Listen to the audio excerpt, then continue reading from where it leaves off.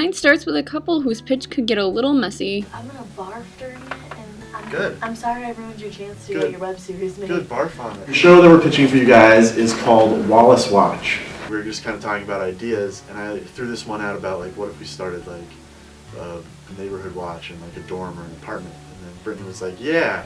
So she sort of deems herself this in-house detective to go and search for these other stolen items. What are you worried about? Me barfing? I don't know, just the debt crisis. I mean, I'm not too worried about this. We've had, going through the season, sort of George trying to get Brittany's attention. Oh, there was the one question that Brad asked. It was like, Complete this sentence. Yeah. This is a show about. That sounds like something you could answer. Yeah, I think it went really well. Yeah, look good. Yeah, no puke. So I'm gonna be honest. Our love can conquer pretty much anything. I think it makes everyone feel weird. Love is all around and even involves this next pitch. I'm really confident about it. Actually, I've been thinking about this for a bit. One night when he's doing a family tree project, he decides to type in his own name. What I'm most excited about is to see if the idea of the story resonates with the judges. And with a supernatural glitch on the family tree website, he accidentally gets the knowledge of who he's going to marry and also who his brother's going to marry.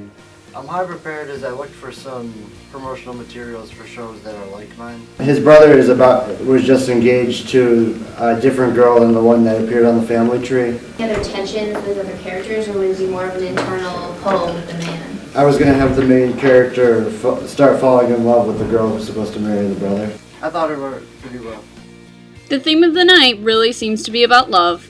The show I will be pitching is called Bad Date. And first off, has anybody ever been broken up with or broken up with somebody? I just want to get paid. I mean, if I don't, it'll be a great time. I want to make people laugh. One guy who puts up the front, he's like, you know what? I don't need a guy in my life to be happy. I'm fine. I love being single. But inside, he's the most desperate one of all of us. He cries his eyes out every day. And he's like, why can't I find love like in the movies? I mean, I was reading Catching Fire in between it, so I mean, I hope I'm not like, oh, let's go into an arena and kill people, but no. I'm pretty sure it'll be fine. Second character, his best friend and roommate, she always seems like settle and stuff because she loves the security of a good relationship. She's like, no, she's really obsessed with the idea of being married, not anybody that she's actually with. She's like, no, I really do love them. But you're like, no, you don't. You just like the security of it. Don't lie to me. Because we know what she does on Saturday mornings. All she does is watch Say Yes to the Dress. You know what I'm always awful with? Not thinking of words that I want to, like, when I can't articulate myself well enough. I'm always like, and I like do that for like 12 minutes. The characters realize, like, wow, we really hit this rut. Let's set each other up on a series of blind dates. For everything that went well, can I say everything? What's to keep the best friends from getting together? Guy is gay. I felt professional with them, like I was doing a pitch, but it felt very conversational. So it will intercut between the date that Brenton has with the person and Francine, basically setting up for what this guy will be like. All I know is I'm hot, and this is all they're gonna see. They're gonna remember this face. Last but not least, we have our final pitcher. I wrote down notes for what I want to say about each character because I feel like I know it, but every time I try to talk about it, I lose some things, so I make sure I have it all written down. And I'm pitching my series of Apples. I feel okay. I feel really good about this script I wrote. I'm not so sure how well it's going to come out when I go down there and talk. So Gene is the protagonist. He's arrogant, and he's very quick with what he says. He seems quick-witted, but he's not actually clever. He just hits the right beats of a clever person. And I'm also excited about working with people so that I'm not in charge of everything, which is how production usually goes in college. It's stressful. How am I supposed to feel after I watch these 5 minutes? I'm a little guilty, but because I'm trying to look at some ugly human traits, but in a funny way. They seem to like my premise, which is, I think, the biggest part. It's about crab culture and the people who make it. I think it went pretty well. I think they all laughed.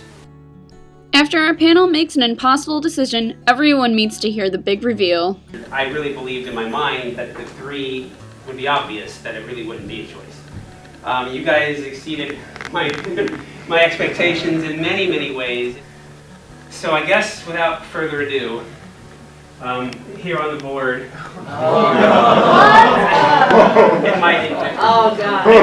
my chicken scratch handwriting. There you go. That's our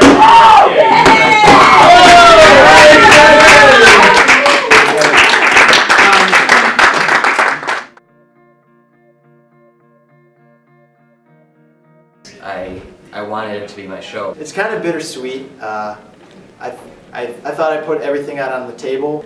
I wasn't the best pitch, I did rush. I feel great. I have an awesome team. A little disappointed. I'll get over it. I have a great team. The same thing. Yeah, we were like afraid we were gonna get split up, and I mean, Adams was the project that we both said we really wanted to work on. Yeah. Really, like it's so excited, but like it's nervous. It's very nerve-wracking. It's like we're all like the triple threat. Like we're really excited. We finally have our 3 shows. Be sure to stay tuned to watch the shows and what happens behind the scenes of Oswego webisodes.